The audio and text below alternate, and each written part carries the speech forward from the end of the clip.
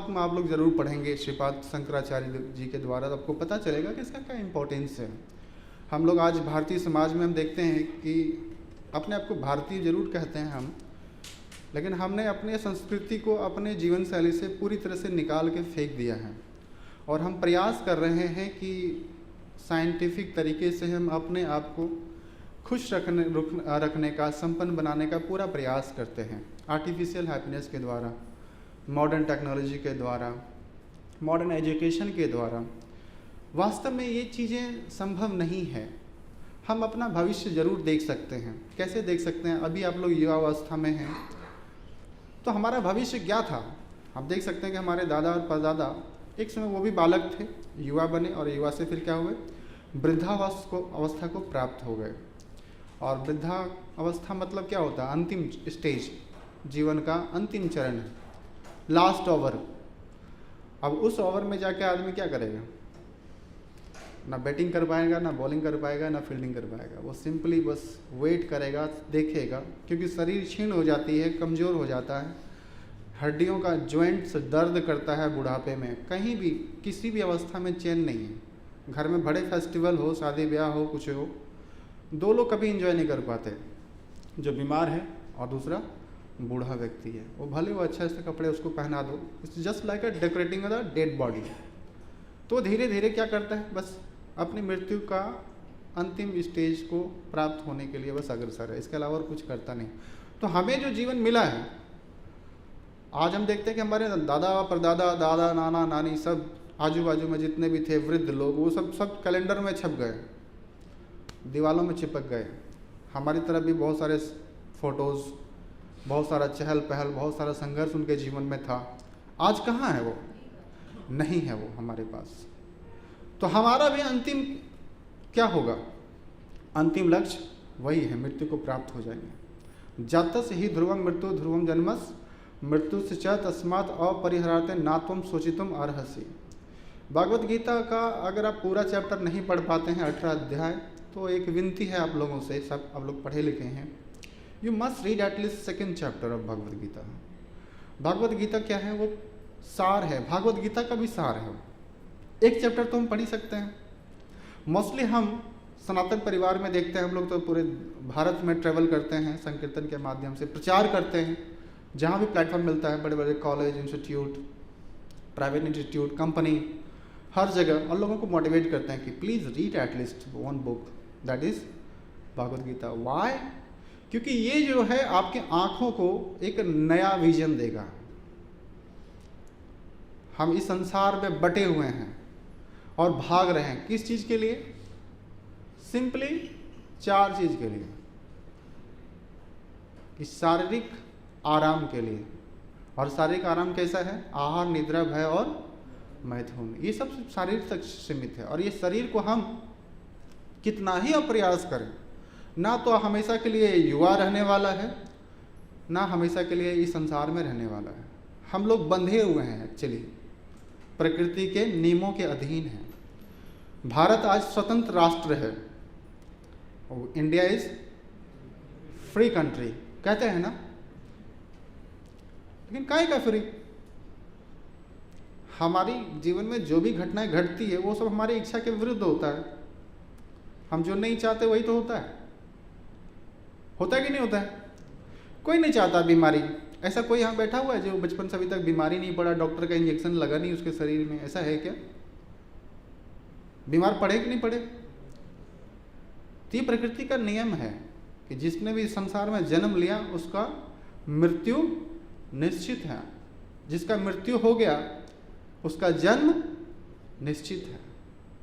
हमारा वैदिक लिटरेचर पूरी तरह से स्पष्ट कर देता है, हर एक क्षण को, हर एक चीज़ों को बहुत अच्छे तरीके से बारीक में बता देता है।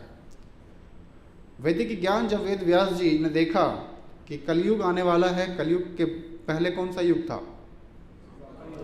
द्वापर युग में, द्वापर युग तक जो नॉलेज 2 फॉर्म में आता था, श्रुति और स्मृति। श्रुति जिसको भगवान ने बताया है, और वो गुरु परंपरा के द्वारा एक व्यक्ति से दूसरे व्यक्ति में स्थापित होता था। उस समय के लोगों में मेमोरी पावर इतनी विशाल होती थी, इतना प्रखंड विद्वान होते थे कि by hearing once they can remember.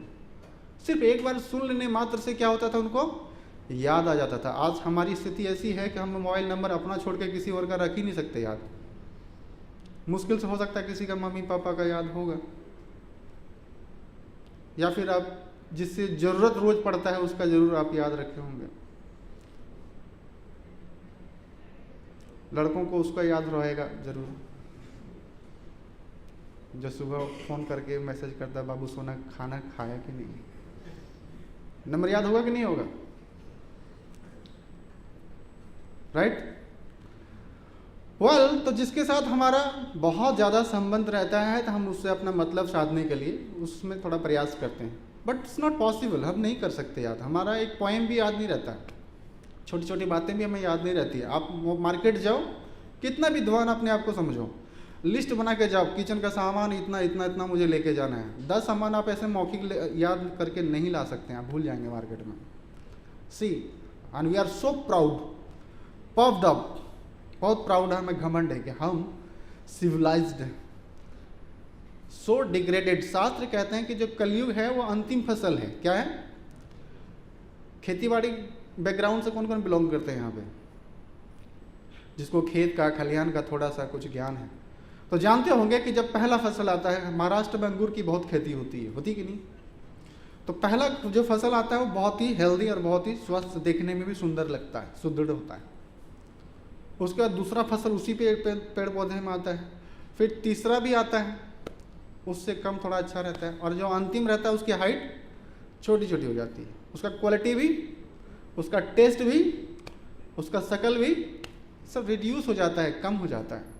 किसान भी उसको वैल्यू नहीं देता है, ले जाओ इसको पूरा, जितना हमने करना था कर दिया। तो ये जो कलयुग है चतुर्युग का अंतिम युग है, और इस अंतिम युग में जिस जीवात्मा को मनुष्य शरीर मिला है, दे आर वेरी फॉर्चुनेट। वैदिक शास्त्रों में कहा जाता है कि भारत जैसा कोई देश नहीं, सनातन जैसी कोई संस्कृति नहीं, कोई ज्ञान नहीं। वेद व्यास जी ने आउट ऑफ कंपैशन हमारे और आपके उद्धार के लिए, हमारी और आपकी स्थिति को देखते हुए उन्होंने सारे श्रुति को लिखित में कर दिया, स्मृति को लिखित में कर दिया। 4 वेद, 18 पुराण, 108 उपनिषद, अनगिनत संहिताएं, बहुत सारी टीकाएं उन्होंने लिखी। हम जब कोई भी पुस्तक को पढ़ते हैं तो हमारा क्या होता है, हम अपने बारे में जानते हैं, अपने जीवन के बारे में जानते हैं, अपनी स्थिति के बारे में जानते हैं। समाज में जितने भी लिटरेचर्स, जितने भी उपन्यास, ये सब भरे पड़े हैं, उनका एक ही मकसद है बस, only the topic is sex. एक स्त्री पुरुष का आकर्षण ही बताता है और कुछ नहीं बताता इसके अलावा। कोई भी आप शेक्सपियर को उठा लीजिए, किसी भी को देख लीजिए आप, मूवीज़ के माध्यम से, बॉलीवुड के माध्यम से, जितने सारे गाने, जितने सारे फिल्म्स बनते हैं, सबका एक ही मतलब है कि how to make boys and girls lusty. दोनों को कामुक कैसे बनाया जाए ताकि वो अपनी मर्यादाओं को तोड़ के, लांग करके अपने पारिवारिक, अपने सामाजिक और अपना जीवन का बेड़ा गर्क कर ले, और इसमें वो कामयाब भी हो गए। आज ऐसा कोई परिवार नहीं है जहाँ पे मर्यादाएं खत्म नहीं हुई। मनुष्य समाज में मर्यादाएं होनी चाहिए, नियम होना चाहिए, संयम होना चाहिए जीवन में, तभी वो मनुष्य के प्लेटफॉर्म पे रहता है। 4 चीज़ें बहुत ही सिमिलर है, हमें बेसिक समझना पड़ेगा। जानवरों में, पशु पक्षियों में, कीट पतंगों में, पेड़ पौधे में और मनुष्य में। आहार, निद्रा, भय, मैथुन, ये 4 चीज़ें कॉमन है। हम भी खाते हैं अपने बॉडी को कंफर्ट रखने के लिए, स्ट्रॉन्ग रखने के लिए, यू नो। पशु पक्षी भी खाता है, चिड़िया भी दाना चुगती है, उसको भी भय लगता है, दूसरे से खतरा रहता है, इसलिए अपने आप को एक एकांत में, एक अच्छे जगह में अपना घोंसला या अपना घर बनाता है, राइट। मनुष्य को भी एक मनुष्य से खतरा है, दूसरे जानवरों से खतरा है, इसलिए हम लोग तो इतने CCTV कैमरे, मोटे मोटे दीवारें, ताले, सिक्योरिटी कैमरेज लगाते हैं। क्यों? क्योंकि भय है, ये संसार भयानक है, राइट। तो मनुष्य भी और पशु भी सेम एक्टिविटी कर रहा है, तो बस हम लोग खाली 2 पैर पे खड़े होकर कर रहे हैं। वो लोग 4 पैर पे हैं, हम लोग 2 पैर पे हैं। इसलिए मनुष्य का स्तर पे आने के बाद, मनुष्य शरीर मिलने के बाद जीवात्मा को अपना उत्थान का प्रयास स्वयं करना चाहिए। वो प्रयास कैसे करना चाहिए? वैदिक आदेश है कि जिसने भी मनुष्य शरीर को, जीवन को धारण कर लिया, उसको सिंपली आपने इंद्र तृप्ति के लिए प्रयास नहीं करना चाहिए। आहार के बारे में ज़्यादा विशेष ध्यान नहीं देना चाहिए, सोचना नहीं चाहिए, क्योंकि समय बहुत कम है। प्रायेण अल्पायुष शब्यो कालो अस्मिन् युगे जना मंद सुमंद मतियो मंद भागशे उपद्रता। ये मैं नहीं बोल रहा हूँ, ये व्यासदेव ने देखा और कलयुग के लोगों का लक्षण बताया कि जहाँ लोगों की आयु क्या है, बहुत अल्प आयु है। कितना ही अमीर व्यक्ति क्यों ना हो, कितना ही गरीब व्यक्ति क्यों ना हो, दिन में कोई 50 बार भोजन करे और कोई 1 बार भोजन करे, कोई ना भी भोजन करे, फिर भी उसकी आयु कितनी है एवरेज में? 50-60 साल। हमारी इंडिया में एवरेज आयु 35 ईयर्स है। ये सरकार का डेटा बताती है कि 35 साल कोई जी लिया तो मतलब एक एवरेज आयु में जी लिया। अब उसमें से 50-60 साल में हमारा आधा जीवन नष्ट हो गया खेल कूद में, घूमते फिरते इधर उधर, यूनिवर्सिटी दिस दैट। अभी तक हम कुछ कर नहीं रहे, अभी तक भी पता नहीं जीवन का क्या उद्देश्य है। तो आज का उपदेश, आज का जो श्लोक है ये बहुत ही महत्वपूर्ण है। दिव्य ज्ञान 4th अध्याय, उसको हम लोग पढ़ने का थोड़ा प्रयास करेंगे और इसके माध्यम से समझेंगे। इकट्ठे हैं 5 श्लोका है, एक साथ हम लेंगे इसको, राइट।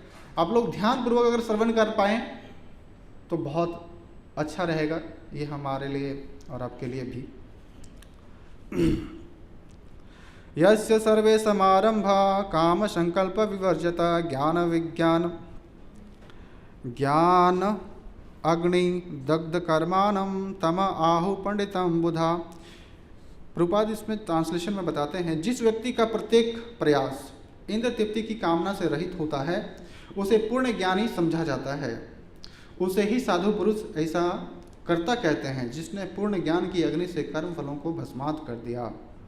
तात्पर्य, केवल पूर्ण ज्ञानी ही कृष्ण भावना भावित व्यक्ति के कार्यकलापों को समझ सकता है। ऐसे व्यक्ति में इंद्र तृप्ति की प्रवृत्ति का अभाव रहता है। इससे यह समझा जाता है कि भगवान के नित्य दास के रूप में उसे अपने स्वाभाविक रूप का पूर्ण ज्ञान है, जिसके द्वारा उसने अपने कर्म फलों को भस्म कर दिया है। जिसने ऐसा पूर्ण ज्ञान प्राप्त कर लिया है वह सचमुच विद्वान है। भगवान की नित्य दासता के इस ज्ञान के विकास की तुलना अग्नि में से की गई है। ऐसी अग्नि एक बार प्रज्वलित हो जाने पर कर्म के सारे फलों को भस्म कर देती है। श्लोका नंबर 20। तक्त्वा कर्म फलम आसंगम नित्य तृप्त निराश्रया कर्माणि अभिप्रवृत्ता अभि न एवं किंचित करोति सा। अनुवाद, अपने कर्म फलों की सारी आसक्ति को त्याग कर सदैव संतुष्ट तथा स्वतंत्र रहकर सभी प्रकार के कार्यों से व्यस्त रहकर भी कोई सकाम कर्म नहीं करता। तात्पर्य, कर्मों के बंधन से इस प्रकार की मुक्ति तभी संभव है जब मनुष्य कृष्ण भावना भावित होकर हर कार्य कृष्ण के लिए करे। कृष्ण भावना भावित व्यक्ति भगवान के शुद्ध प्रेमवश ही करता है। फलस्वरूप उसे कर्म फलों के प्रति कोई आकर्षण नहीं रहता।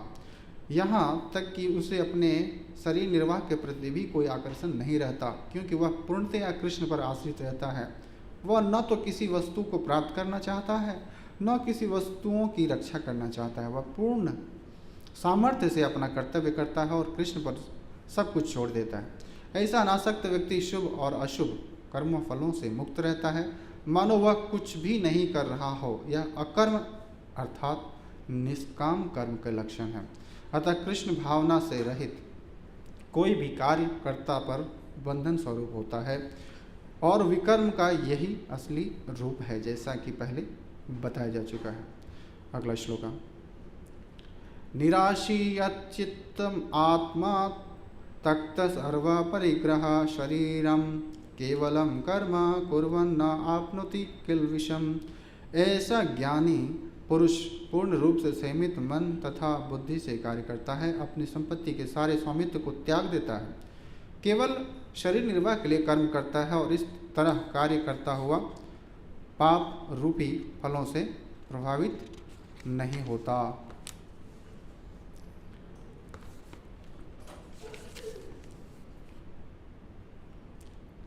तात्पर्य, कृष्ण भावना व्यक्ति कर्म करते समय कभी भी शुभ तथा अशुभ फल की आशा नहीं करता। उसके मन तथा बुद्धि पूर्णतया वश में होते हैं। वह जानता है कि वह परमेश्वर का भिन्न अंश है, अतः अंश रूप के उसके द्वारा संपन्न कोई भी कर्म उसका न होकर उसके माध्यम से परमेश्वर द्वारा संपन्न होता है। जब हाथ हिलता है तो यह स्वेच्छा से नहीं हिलता, अपितु सारे शरीर की चेष्टा से हिलता है। कृष्ण भावना भावित व्यक्ति भगवत इच्छा का अनुगामी होता है, क्योंकि उसकी निजी इंद्र तृप्ति की कोई कामना नहीं होती। वह यंत्र के एक पुर्जे की भांति हिलता डुलता है। जिस प्रकार रख रखाव के लिए पुर्जे को तेल और सफाई की आवश्यकता पड़ती है, उसी प्रकार कृष्ण भावना भावित व्यक्ति कर्म के द्वारा अपना निर्वाह करता है, जिससे वह भगवान की दिव्य प्रेम भक्ति करने के लिए ठीक बना रहे। अतः वह अपने प्रयासों के फलों के प्रति निश्चेष्ट रहता है। पशु के समान ही उसका अपने शरीर पर कोई अधिकार नहीं होता। कभी कभी क्रूर स्वामी अपने अधीन पशु को मार भी डालता है तो भी पशु विरोध नहीं करता, न ही उसे कोई स्वाधीनता होती है। आत्म साक्षात्कार में पूर्णतया तत्पर कृष्ण भावना भावित व्यक्ति के पास इतना समय नहीं रहता कि वह अपने पास कोई भौतिक वस्तु रख सके। अपने जीवन निर्वाह के लिए उसे अनुचित साधनों के द्वारा धन संग्रह करने की आवश्यकता नहीं रहती, अतः वह ऐसे भौतिक पापों के कलमशग्रस्त नहीं होता। वह अपने समस्त कर्म फलों से मुक्त रहता है। अगला श्लोक, यदृक्षा लाभ संतुष्ट द्वंद्व अतीत विमत्सर सम सिद्धो असिद्धो च कृत्वा अपि न निबध्यते। जो स्वतः होने वाले लाभ से संतुष्ट रहता है, जो द्वंद्वों से मुक्त और ईर्ष्या नहीं करता, जो सफलता तथा असफलता दोनों में स्थिर रहता है, वह कर्म करता हुआ भी नहीं बंधता। तात्पर्य, कृष्ण भावना भावित व्यक्ति अपने शरीर निर्वाह के लिए भी अधिक प्रयास नहीं करता। वह अपने आप होने वाले लाभों से संतुष्ट रहता है।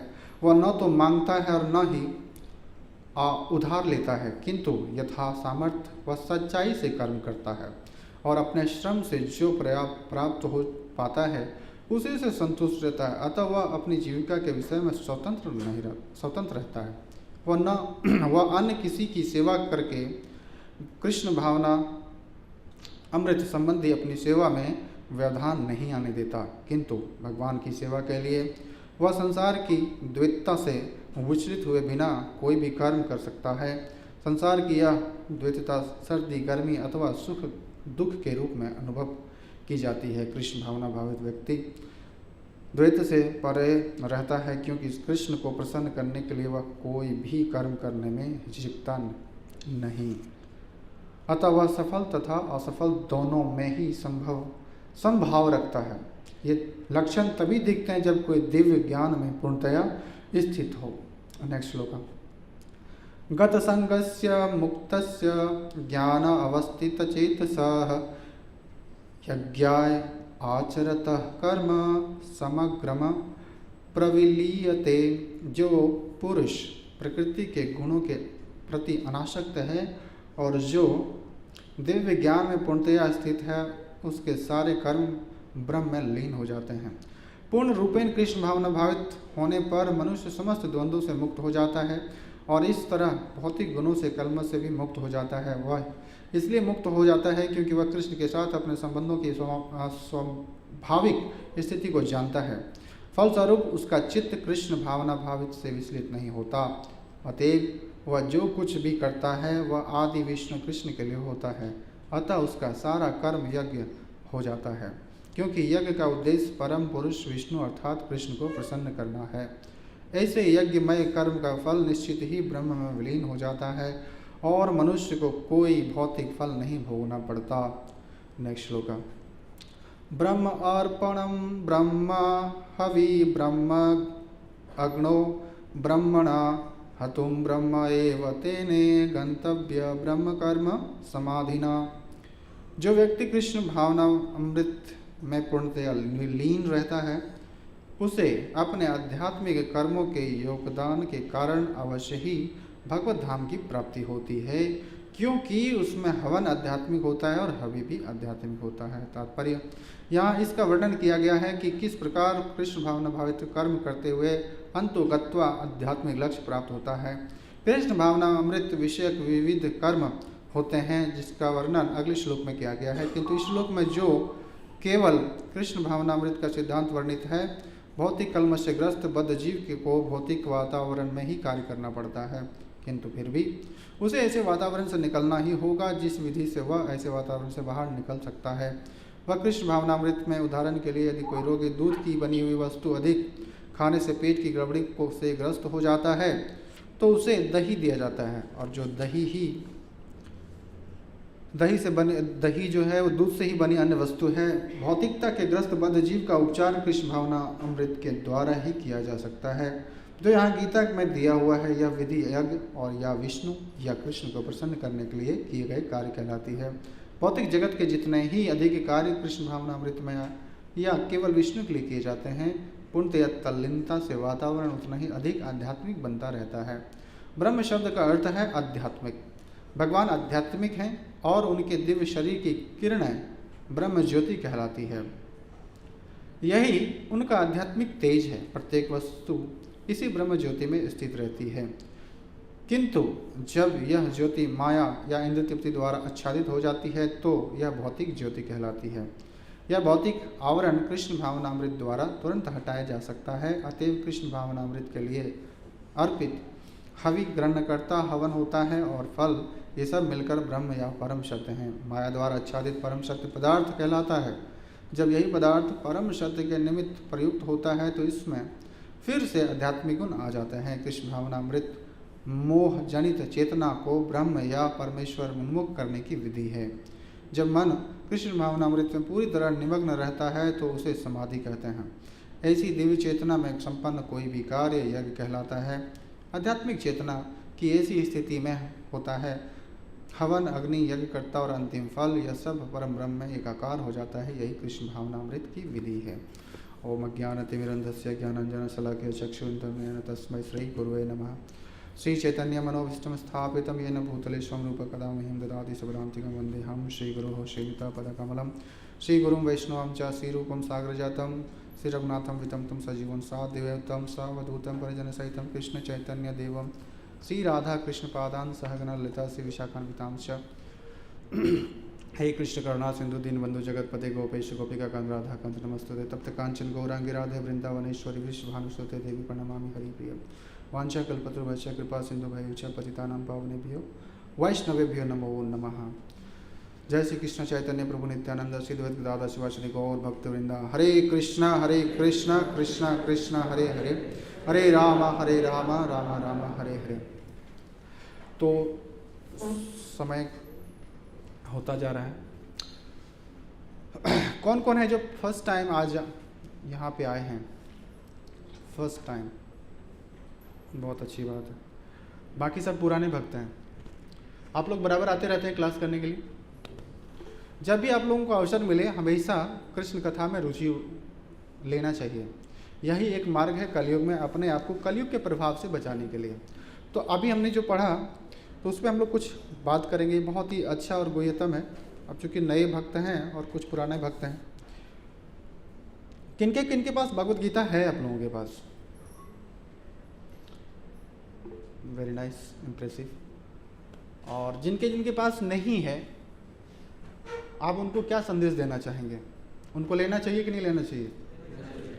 बहुत ही अच्छा मंत्र चल रहा है ये मैराथन इसको बोलते हैं। मतलब जनवरी और दिसंबर जो महीना होता है, भगवान भी कहते हैं इस महीने का बहुत बड़ा इम्पोर्टेंस है, आध्यात्मिक वैल्यू है। अभी कुछ दिन पहले देवशयनी एकादशी खत्म हुआ है ना। जो भक्त जुड़े हुए हैं इस्कॉन से वो जानते हैं कि देवशयनी एकादशी मतलब भगवान और देवी देवता सब क्या होते हैं, अब जागृत अवस्था में आते हैं।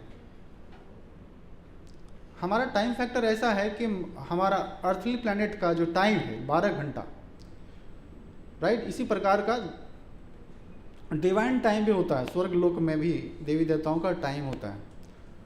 हमारा यहाँ का 6 महीना, वहाँ का 12 घंटा होता है। तो हम लोग रात भी हमारा कितना होता है? 12 घंटे का। दिन भी कितना होता है? 12 घंटे का। तो हम लोग रात में सोते हैं और दिन में जागृत होते हैं। उसी प्रकार जून जुलाई में देवशयनी एकादशी आता है। फिर 3-4 महीने के बाद क्या होता है, देव उत्थान एकादशी कहते हैं इसको। तो सभी देवी देवता जब जागृत हो जाते हैं, क्योंकि वहाँ पे सुबह हो रही है, तो सुबह में सारे स्पिरिचुअल एक्टिविटीज़ होते हैं, तो भगवान भी प्रसन्न होते हैं और देवी देवता भी प्रसन्न होते हैं, और हम लोग मनुष्यों पे वो कृपा करते हैं। इसलिए हमें स्पिरिचुअल एक्टिविटीज़ करना चाहिए अपने जीवन में, राइट। कम से कम हमें गीता का पारायण अपने घर में अपने परिवार के संग जरूर करना चाहिए।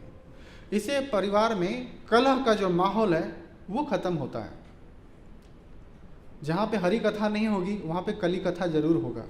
इसने ऐसा बोला, उसने ऐसा बोला, उसको ये बोलना ही नहीं चाहिए था, उसने ऐसा कर दिया, ये सारी चीज़ें चलती रहेंगी और आपस में हमेशा तनाव ऐसा माहौल बना रहेगा, लोग झगड़ते रहेंगे। ऐसा आपने कभी ऐसा देखा है कि शांतिपूर्ण ऐसा परिवार, एक एग्जाम्पल हो जो बड़ा प्रेम पूर्वक रहता हो? परिवार का मतलब तो अब बहुत छोटा हो गया, परिवार तो अब उतना बड़ा है भी नहीं। हमने बचपन में देखा, मैं तो बहुत बड़े परिवार में पैदा हुआ हूँ जहाँ पे सब ज्वाइंट थे, चाचा चाची सब, मम्मी पापा, बड़े पापा बड़ी मम्मी, दादाजी दादी, उनके बहुत सारे रिलेटिव्स सब।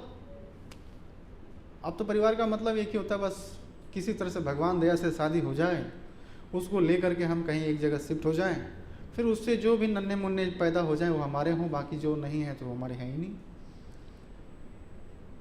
अब वही 4 परिवार को मेंटेन करने के लिए पति भी दिन भर कमाता है और पत्नी भी कमाती है। न बच्चे को माता पिता का सामूहिक प्रेम मिल रहा है, न दर्शन मिल रहा है। मैंने तो बहुत सारे परिवार देखता हूँ, मुंबई बहुत फास्ट शहर है, यहाँ पे मिडिल क्लास जितने भी फैमिलीज हैं बहुत स्ट्रगल करते हैं सिंपली लिवलीहुड के लिए।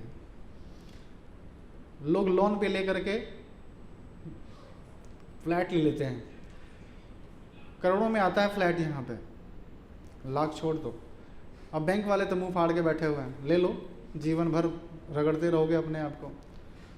अब उस लोन को चुकाने के लिए बेचारा ओवर टाइम करता है और उस फ्लैट में सोता कितना है, 2-3 घंटे, फिर सुबह उठ करके फिर उसको भागना है ऑफिस, जाके जहाँ जॉब करता है करना है, उसको धक्के खाना है, उसको ट्रैफिक में फंसना है, गर्म हवा लेनी है, फिर भी खुश नहीं है। क्यों नहीं है? क्योंकि हम अपने जीवन शैली में इंद्र तृप्ति को, शारीरिक हैप्पीनेस, शारीरिक खुशी को ज़्यादा महत्व दिया है। ये चीज़ें अवेलेबल है किसमें? जानवरों में। तो कुछ पॉइंट्स हम लोग जल्दी से चर्चा करेंगे।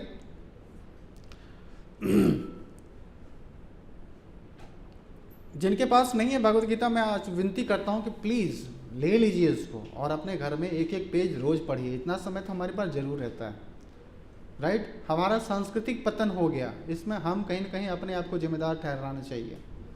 आज हम देखते हैं बड़े प्राउड के साथ मुस्लिम लोग प्रैक्टिस करते हैं, कुरान को पढ़ते हैं, केंद्रित रहता है उसका जीवन, भले वो अनपढ़ व्यक्ति ही क्यों ना हो, वो कुरान से केंद्रित रहता है। सिख कम्युनिटी को आप देखेंगे तो वो हमेशा गुरबानी को बहुत इंपॉर्टेंस देते हैं। क्रिश्चियन कम्युनिटी को देखेंगे तो वो क्या करते हैं, बाइबल से जुड़े रहते हैं। गलत नहीं है, दे मस्ट बिलीव, जहाँ पे जिनकी आस्था है उनको करना चाहिए। बट व्हाट अबाउट सनातनीज, जो सनातन परिवार हैं, उनका क्या कर्तव्य रहता है? खाली सीरियल्स और मूवीज़ और यही सब चीज़ को हम देते रहें तो ये ज्ञान किसके लिए है? अपने आत्म उत्थान के लिए ही तो है। आज जो हमारी संस्कृति पतन की ओर हो जा रही है, कहीं ना कहीं हमें भय लगता है। इतना तनातनी का माहौल है समाज में, हमेशा लगता है कि एक समाज दूसरे समाज के लिए लड़ने के लिए तैयार है, एक कम्युनिटी दूसरे कम्युनिटी को मारने के लिए तैयार है। इतना ईर्ष्या और द्वेष का माहौल तैयार कर लिया हमने। जब भी माहौल आता है पॉलिटिक्स का, जब भी चुनाव का समय आता है, कहीं ना कहीं दंगे होते हैं, फसाद होते हैं, बहुत सारा लड़ाइयाँ झगड़े होते हैं, बहुत सारे परिवारों पे हमले भी होते हैं, हिंदू के नाम पे, मुसलमान के नाम पे, क्रिश्चियन के नाम पे, ये वो दिस दैट। होता है कि नहीं होता है? ऐसा क्यों होता है? इसका जिम्मेदार कहीं कहीं आप हैं, कहीं कहीं मैं भी हूँ। हमने अपने संस्कृति पे गर्व करना छोड़ दिया। हमारी आस्था अगर कमज़ोर हो गई तो जाहिर सी बात है बहुत सारी आस्थाएं जन्म लेंगी। आस्था करना तो जीव का स्वभाव है, विश्वास करना तो जीव का स्वभाव है। अगर हम सही चीज़ों में विश्वास नहीं करेंगे, अगर हमारा ही आस्था कमज़ोर है, हमारा ही अगर विश्वास बहुत कमज़ोर है, हम नहीं जुड़ पाते हैं, भगवान से कनेक्टेड नहीं हो पाते हैं, हम अपने आध्यात्मिक वस्तुओं के प्रति हमारा सम्मान अगर कमज़ोर है, तो ऐसी आस्था का पतन होना चाहिए। इसमें कोई अतिशयोक्ति नहीं है। ये हमारी हमारा ये प्रथम ड्यूटी होना चाहिए, प्राइम ड्यूटी, कि क्या दिया हुआ है भागवत गीता में, भागवतम में। पढ़े इसको, ये किसके लिए है? हमारे लिए है। जिस भी व्यक्ति ने ऐसा मन बना लिया उसका उत्थान जरूर होगा। वो कभी भी अपने जीवन में कभी असफल नहीं कहलाएगा, कभी भी असफल नहीं कहलाएगा। नहीं तो हम देखेंगे कि लोगों की तादाद, राक्षसी प्रवृत्ति लोगों का तादाद बढ़ते जा रहा है। आज ऐसा हो गया है मन का स्वभाव कि हम अपने भाई के उन्नति को देख करके जलन होती है। अपना भाई जिसके साथ हमने खेल कूद करके जीवन बिताया, एक थाली में हमने खाया, उसकी उन्नति देख करके हमें बर्दाश्त नहीं होता। सोचो ऐसा क्यों है? क्योंकि एक कमियां हमारे अंदर में। कृष्ण भावना भक्ति का मतलब होता है कि हमारा हृदय कैसा हो? निश्चल हो, पाप से रहित हो, पाप करने वाले अनर्थों से रहित हो। अनर्थ क्या है? काम, क्रोध, लोभ, भय, निद्रा, आलस, प्रमाद, ये सब अनर्थ है। हम जब भी अपने प्रॉफिट के लिए कोई भी कार्य करते हैं तो प्रॉफिट में हमारा ध्यान रहता है, उस लिए कार्य करते हैं। और प्रॉफिट जब आ जाता है तो उसके लिए हम क्या करते हैं? फिर यही आहार, निद्रा, भय और मैथुन, इसी में लिप्त कर देते हैं। बट हम इससे क्या करना? इससे मिलेगा क्या? एक दिन शरीर भी खत्म होने वाली है। हमने खाली शरीर का पोषण किया, आत्मा का पोषण तो किया ही नहीं, अपने ज्ञान का पोषण तो किया ही नहीं। हमारी मॉडल एजुकेशन बहुत बेकार एजुकेशन सिस्टम है, जिसपे हमें इतना गर्व होता है। बस सिर्फ और सिर्फ गधे ही पैदा हो रहे हैं, कुत्ते ही पैदा हो रहे हैं, सुअर ही पैदा हो रहे हैं। ऐसा मैं क्यों कहता हूँ? क्योंकि उसमें मॉरलिटीज नहीं होता, डिसिप्लिन नहीं आता, उसमें सभ्यता नहीं रहती। बड़े से बड़े लोग जब कोट पैंट पहन करके निकलते हैं, उनकी भाषा पे ध्यान देना। आप कभी मैं स्कूलों में जाता हूँ, छोटे छोटे बच्चों के लैंग्वेज पे ध्यान देना। इतना गंदा तरीके से आपस में कम्युनिकेट करते हैं, समझ में नहीं आता कि वो लोग सीख क्या रहे हैं। और इतना पैसा बहा जा रहा है, ना तो उनको माता पिता के प्रति कोई आदर है, न समाज के प्रति कोई आदर है, न भय है। बहुत ही कम आयु में बहुत ऐसे ऐसे कृत्य कर रहे हैं, ना तो उनके लिए अच्छा है ना समाज के लिए अच्छा है। और समाज भी आंख बंद करके और एजुकेशन सिस्टम भी आंख बंद करके चला जा रहा है। तो हम ऐसा कब तक अपना आपको धृतराष्ट्र बना करके रखेंगे? मैं और मेरा। आज हमारी ये चेतना ऐसी हो गई कि सिर्फ मैं और मेरा, मैं ठीक हूँ, मेरे परिवार के लोग सही हैं, हम दोनों के प्लेट में बस भोजन पहुँच गया, मतलब दुनिया भाड़ में जाए। नो, भगवान ने इतना अच्छा हाथ सिर्फ मनुष्य को दिया है। 84 लाख योनियों में आप देखेंगे पशु पक्षी क्या है? डिपेंडेंट हैं। उनके पास इतना विकसित हाथ नहीं है, इतना विकसित बुद्धि नहीं है। मनुष्य और इंसानों में एक ही चीज़ का फर्क है, कॉन्शियसनेस। इतनी तीव्र बुद्धि उनके पास नहीं है। तो हम उनको मार के खा रहे हैं, प्लेट में उसको कीमा बना दे रहे हैं हम लोग। उसको छोटे छोटे मेमने को, गाय बैल को मार के खा रहा है इंसान। इसी का नतीजा आता है जब कर्मा रिएक्ट, जब मनुष्य समाज की चेतना बहुत नीची हो जाती है, जब अपने पे आश्रित जीवों के लिए, जिसके लिए हमें पानी का व्यवस्था करना चाहिए, जिसके लिए हमें खाने का, भोजन का, आवास का व्यवस्था करना चाहिए, उनको हम अपना भोजन बना रहे हैं। तो ये जब मास लेवल पे किलिंग आता है हमारे संसार में, इसका रिएक्शन आता है। इसका रिएक्शन क्या आता है? वर्ल्ड वार, भूकंप, एक सामूहिक हत्या होगी। ये नेचर्स का नियम है। एक साथ बहुत लेवल में, बड़े लेवल में लोगों की हत्याएं होगी। आप सपोज करो, अगर सिर्फ भूल जाओ, अभी रसिया और चाइना, रसिया और एक यूक्रेन का युद्ध चल रहा है, कितने सारे इनोसेंट नागरिक मारे गए। क्यों मारे गए? क्योंकि हमारे घरों में छोटे छोटे कत्ल खाने बने हुए हैं। रोज़ हम मुर्गी को, मटन को, बीफ को, छोटे छोटे जानवरों को पका कर खा रहे हैं। वो हमारे लिए निषेधकारी है। मनुष्य का शरीर मांस भक्षण के लिए नहीं बना है। जो बायोलॉजी पढ़ते होंगे वो जानते होंगे इस बात को। हमारा तो इंटेस्टाइन उस लेवल का डेवलप है, और नहीं हमारे मुंह में ऐसे दांत हैं। जो जानवर मांसाहारी हैं और जो शाकाहारी हैं उसमें डिपेंड होता है, डिफरेंस क्या होता है? उसके मुंह में क्या होते हैं? 4 दांत बड़े होते हैं। वो डायरेक्ट एम्बुश करेगा, हंट करेगा और चीड़ करके खाएगा। मनुष्य को, बहुत सारे लोग बोलते हैं तो अगर हम खाने में क्या बुराई है? बुराई है क्योंकि हमारी जो चेतना है ये लोगों के प्रति, चीज़ों के प्रति और जानवरों के प्रति संवेदनशील की होनी चाहिए, उनकी स्थिति को देखना चाहिए। कोई नहीं चाहता कि हमारे गले पे तलवार चले, चाहते हैं आप लोग? जानवर भी, छोटे छोटे बकरी के बच्चे भी, वो नहीं चाहते कि उसको कोई मारे या काटे। भागना चाहता है बट वो भाग नहीं सकता, तो दे मस्ट बी स्लॉटर, और खाओ उसको। तो ये बुद्धिमानी नहीं है, हम कर्म बंधन में फंस जाते हैं। ये निषेध कार्य है। ये निषेध कार्य को बचने के लिए हमें कुछ चीज़ें समझनी पड़ेगी। तो हम चीज़ों पर चर्चा करेंगे कि जो एक्शन है, जो कर्म है, उसके 3 विभाग हैं। उस विभाग में से उत्तम विभाग कौन सा है जिस पे हमें प्रयास करना चाहिए। और फिर जो कृष्ण भावना भावित व्यक्ति हमने बार बार सुना, तो 2 प्रकार के भक्त भी होते हैं, और वो 2 प्रकार के भक्तों के क्या क्या लक्षण होते हैं, और हमें क्या करना चाहिए, हम किस प्रकार में आते हैं, ये हमें पता चलेगा। फिर कुछ हाइलाइट समझेंगे कि भगवान, जीव और एक्टिविटीज़, स्वतंत्रता क्या है, वास्तविक स्वतंत्रता है क्या। आज हम स्वतंत्र नहीं हैं। कोई भी कार्य हो, अच्छा कार्य या बुरा कार्य, ये दोनों हमें बांध लेती है। और हमारी वास्तविक स्थिति क्या है। मन अगर प्यूरिफाइड नहीं है तो ये हमें कैसे, अपने आप को हमेशा उलझा के रखता है। अपने जीवन को सरल कैसे और उपयोगी कैसे बनाया जाए, इस पे थोड़ी चर्चा करेंगे।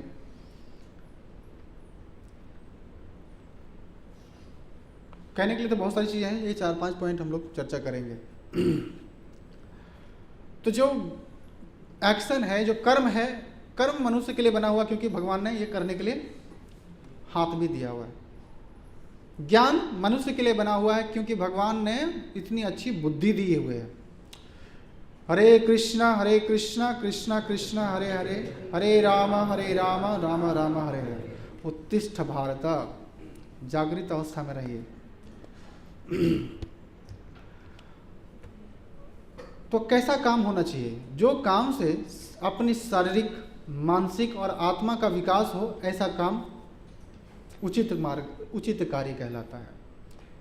सिर्फ शरीर तक सीमित है, शरीर का ही अच्छा डेवलपमेंट हो रहा है, तो वो शरीर चेतना अच्छी नहीं होती है। वो जानवर भी शारीरिक स्तर में जीवन जीता है, आहार, निद्रा, भय और मैथुन, बस इसके आगे वो सोच ही नहीं सकता। बट मनुष्य सोच सकता है।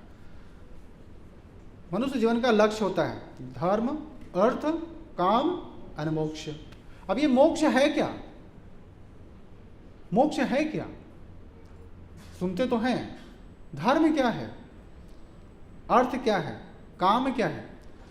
जब जीवात्मा इस संसार में आता है तो उसके पास भौतिक डिजायर होते हैं। भौतिक डिजायर मतलब एंजॉय करने की भावना। और एंजॉयमेंट क्या है? अच्छा भोजन मिले, इससे हमें आनंद मिलता है।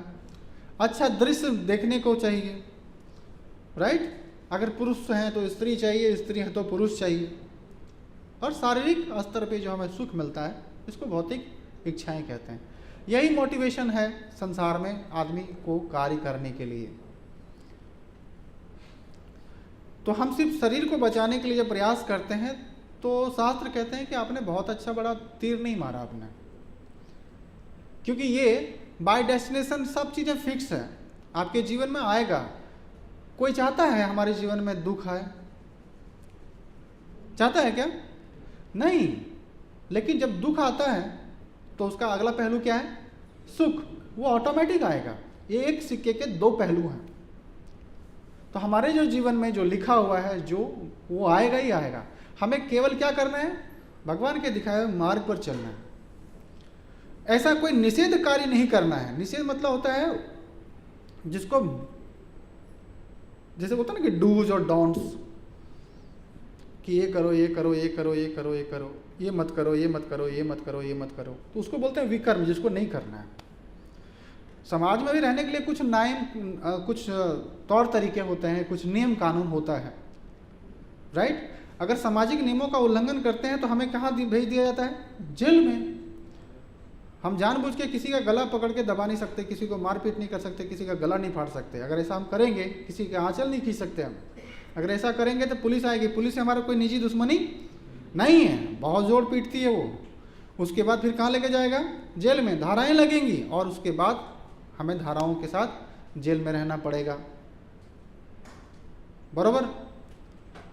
आध्यात्मिक जगत और भौतिक जगत, ये संसार को बनाने वाले ने, भगवान ने एक कानून बनाया, प्रकृति के हवाले हमें कर दिया गया है। प्रकृति का नियम इतना फास्ट, इतना क्रूर है, वो नहीं देखती कि किसने क्या किया, जो भी करेगा उसको भोगना पड़ेगा। एक छोटा बच्चा देख रहा है कि इधर आग जली हुई है भट्टी, वो भाग रहा है, छोटे छोटे बच्चा, उसको मालूम नहीं है, अभी घुटने पे रेंग रहा है, लेकिन जब वो आग के संपर्क में जाएगा तो आग अपनी ताप को कम करेगा क्या? नहीं करेगा, उसको उतनी ही क्रूरता के साथ जलाएगा जितना बड़े व्यक्ति को जलाएगा। ये प्रकृति का नियम है। तो प्रकृति के नियमों को अगर हम उल्लंघन करेंगे तो हमें कौन पनिश करेगा? प्रकृति करेगी। हमें कोई करे न करे, हमें हो सकता है हमारे देश का कानून किसी ने नहीं देखा, एविडेंस की कमी रही तो हम बच के निकल जाए। No, we will be punished by nature's law. अनुमंता उपदिष्टा च भर्ता भोक्ता महेश्वरम, भगवान सबके हृदय में बैठे हुए हैं। आप जितना भी मुंह छुपा करके जितना भी जघन अपराध करो, आपको लगे कि मैंने सारे एविडेंस मिटा दिए, हमको किसी ने देखा नहीं गलत करते हुए, लेकिन किसने देखा? आपने स्वयं देखा, और आपके हृदय में जो परमात्मा है उन्होंने देखा। तो हमारी हर एक्टिविटी रिकॉर्ड होती है। हम माता पिता के साथ चीट करें, समाज के साथ चीट करें, राइट? ये नहीं होना चाहिए। तो जो नहीं होना चाहिए उस पर हमको नहीं करना चाहिए। यही तो तपस्या है। मनुष्य जीवन थोड़ा तपस्या के लिए बना हुआ है, राइट? तो कार्य हमें कैसा करना चाहिए? बस भगवत परायण रह करके कार्य करना चाहिए। भगवान ने बोला है कि आप सुबह ब्रह्म मुहूर्त में उठो, और कलयुग के लोगों के लिए रेकमेंड किया गया है कि अपनी आध्यात्मिक और अपनी शारीरिक और अपनी मानसिक चेतना का विकास कैसे संभव होगा? कृत्य अध्यात्म विष्णु त्रेतायाम यस्तु मुखे द्वापरे परिचार्यायाम कलो तद हरि कीर्तनात्। हर युगों में एक पद्धति होती है, हर कलयुग के लिए क्या है? हरि कथा। इसको उनके माध्यम से हम देखते हैं कि वर्ल्ड वाइड कहीं ना कहीं हमेशा लोग जुड़े रहते हैं भगवान की हरि कथा में। भागवत गीता, भागवतम, ये सब क्या है? बताते हैं संसार के बारे में, अपने बारे में, एक्टिविटीज़ के बारे में, प्रकृति के बारे में, काल के बारे में। तो हमें इसको पढ़ना चाहिए। प्रहलाद महाराज ने इसी को बताया है, सर्वणम कीर्तनम विष्णु स्मरणम पाद सेवनम अर्चनम वंदनम दास्यम साख्यम आत्म निवेदनम। 9 प्रकार की एक्टिविटीज हमारे जीवन में हमेशा चलती रहनी चाहिए। या तो हम श्रवण से जुड़ते रहें। श्रवण किसको करना है? या तो हम कृष्ण के बारे में श्रवण करेंगे, नहीं तो उनकी माया के बारे में करेंगे। लोग हमेशा, मैं देखता हूँ छोटे छोटे बालक, छोटे छोटे बालिकाएं जो आती है टेम्पल्स में या पढ़ने वाले हों, सबके पास हेडफोन लगा रहता है। वो क्या सुनते रहता है? गाने सुनते रहता है, और गाना कहीं ना कहीं उसको, उसके माइंड को पॉल्यूटेट करते रहता है। जैसे ही as soon as he or she will hit the puberty, then they will fall into bad association। बुरा संगति में चला जाएगा। जो नहीं करना चाहिए वो उम्र से पहले करना चालू कर देगा, और अपना ग्रोथ को बर्बाद कर लेगा, अपनी मानसिक चीज़ों को बर्बाद कर लेगा। आज लोग शादी ब्याह से भागना चाहते हैं। बड़े बड़े लोग कुंवारे जीवन जी रहे हैं, ऐसे ही नहीं शादी करना करते। क्यों? They feel the bad experience. जिम्मेदारी होती है। स्त्री और पुरुष जब जीवन में आता है तो बहुत बड़ी जिम्मेदारियां लेके आता है। उसको ऐसे नहीं आना चाहिए, एक तौर तरीका होना चाहिए, मैच्योरिटी आनी चाहिए, ज्ञान आना चाहिए, सामर्थ्य आना चाहिए। ऐसा नहीं कि माता पिता घर में छूट गए तो हम भाग रहे हैं तो चलो भाई ठीक है, लिव इन में रह रहे हैं। ये सब, ये हमारी संस्कृति नहीं थी, ये हमें इम्पोज कर दिया गया, और इसके लिए हम अट्रैक्ट हो रहे हैं। तो कहीं ना कहीं हमें जागृत होने की आवश्यकता है, क्योंकि कल की डेट में आप लोग भी पेरेंट्स बनेंगे, आपके ऊपर भी जिम्मेदारियां आएगी, गृहस्थ जीवन में जाएंगे, सामाजिक जीवन में जाएंगे। तो वो नहीं करना चाहिए। तो हमें क्या करना चाहिए कि कम से कम उठें, हम भगवान का नाम का जप करें, श्रवण करें, बुक्स को पढ़ें, और उसके बारे में हम लोगों तक पहुंचाएं। इससे क्या मिलेगी? मानसिक शांति मिलेगी। हमारे जीवन में जितने भी उतार और चढ़ाव आ रहे हैं वो सबसे हम ऊपर उठेंगे, हम आस्थावान बनेंगे, और अपने संस्कृति पे हम गर्व करना सीखेंगे। तब हम बनेंगे रियल सनातनी। आज हम भौतिक तरीके से देखा जाए तो हम अपने आप को एक वेस्टर्न के रूप में ही देख सकते हो आप। हमारा जो क्रियाकलाप है, उठना बैठना, कोई कल्चर नहीं, कोई कल्चर नहीं है। पशु के समान हमारा जीवन शैली हो गया, और हम चाहते हैं कि हम समाज में शांति के साथ, उन्नति के साथ परिवार में रहें। ये संभव ही नहीं है। तो वास्तविक स्वतंत्रता क्या है? वास्तविक स्वतंत्रता है कि देहात्म बुद्धि से ऊपर उठ जाना। ये शरीर जो आज ही वर्तमान में हम देख पा रहे हैं, ये 10 साल पहले, 15 साल पहले, 20 साल पहले था क्या? नहीं था। 5-10 साल के बाद, 20 साल के बाद ये युवावस्था रहेगा क्या? नहीं रहेगा। जिस चीज़ का संजोग है उसका वियोग निश्चित है, चाहे कोई वस्तु है, व्यक्ति है या अपनी आयु है। बचपन का शरीर मिला, धीरे धीरे वो छूट गया, हमें एक बड़ा शरीर मिला युवावस्था का। यह युवावस्था का शरीर भी धीरे धीरे क्या हो जाएगा, छूट जाएगा और वृद्धावस्था में चले जाएंगे। और वृद्धावस्था में जाने के बाद ये शरीर जब जर्जर हो जाएगी, बीमारी से ग्रसित हो जाएगा, भाग्यशाली अगर रहें तो वृद्धावस्था तक पहुंच पाएंगे, पहले भी मृत्यु आ सकती है। तो हमारे लिए क्या है, हमारे लिए सोचने का विषय है कि हम क्या चाहते हैं अपने जीवन में। तो जीवन में हमें भाग दौड़ी नहीं करना चाहिए, भगवान पे डिपेंडेंट रह करके, भगवान पे डिपेंडेंट रह करके हमें अपने जीवन जीने का प्रयास करना चाहिए। हमारे लिए जो भी आज तय है हमारे प्लेट में वो आएगा, निश्चित आएगा। अब जलन और ईर्ष्या क्या होती है, ईर्ष्या बहुत बड़ा दुर्गुण है। अगर इससे हम अपना आप को छुटकारा नहीं कराते तो हम जीवन भर कभी खुशी को नहीं एक्सपीरियंस कर पाएंगे। ईर्ष्या मतलब होता है कि जो मुझे चाहिए वो मेरे पास नहीं है, बाजू वाले के पास आ गया। अब उसको देख करके हमें क्या हो रही है, उसकी खुशी बर्दाश्त नहीं हो रही है। इसी को बोलते हैं ईर्ष्या, भौतिक उपलब्धि जो मेरे पास नहीं है। हो सकता है कि हमें कार की आवश्यकता है, हम कई सालों से पैसे जोड़ रहे हैं कि हमारे पास कार होना चाहिए, बाजू वाले ने खरीद के ले आया, अब वो तो सेल्फी लेके घूमेगा ही। तो हमें उनसे क्या होना चाहिए, कोई ईर्ष्या द्वेष नहीं होना चाहिए। भगवान ने उसको दिया, हमें भी देगा। सभी जीवात्मा किससे जुड़ा हुआ है, भगवान से। गीता में भी कहते हैं भगवान ईशा ममे वाम से जीवलोके जीवभूत सनातन मनस स्थान इंद्रियानि प्रकृति स्थानी कर्षति, कि सभी जो जीव इस संसार में भटक रहा है अपने मन बुद्धि के साथ, अपना हाथ पैर के साथ, आँख के साथ, कान के साथ, और यथा संघर्ष कर रहा है अपने अस्तित्व की लड़ाई लड़ने के लिए, वो कौन है, मेरा जीव अंश है। तो मैं, मेरे माता पिता, मेरा दादा दादी, चाचा चाची, मेरे घर में रहने वाले जितने सारे छोटे मोटे जानवर हैं, जीव जंतु हैं, वो सब किससे बिलोंग करते हैं, भगवान से। शरीर बदल जाता है, आत्मा बदलती नहीं है। बीमारियां शरीर में आती है, बुढ़ापा शरीर में आता है।